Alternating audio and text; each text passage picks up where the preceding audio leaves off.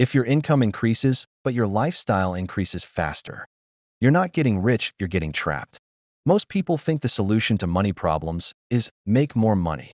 But income alone doesn't build wealth. Control builds wealth. Discipline builds wealth. Margin builds wealth. If every raise turns into a new car payment, a bigger apartment, more subscriptions, more spending, you're just upgrading your expenses. Two people earn $5,000 a month. One spends $4,900 and saves $100. The other spends $3,500 and invests $1,500.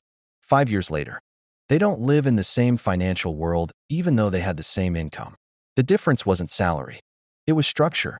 Wealth is not about what you earn. It's about what you keep. And more importantly, what you multiply. If your lifestyle expands every time your income expands, you'll always feel almost there. And almost is where broke people live permanently. Raise your income, yes, but raise your standards of discipline even higher. That's how you escape the trap. Money Talk number 16. See you tomorrow.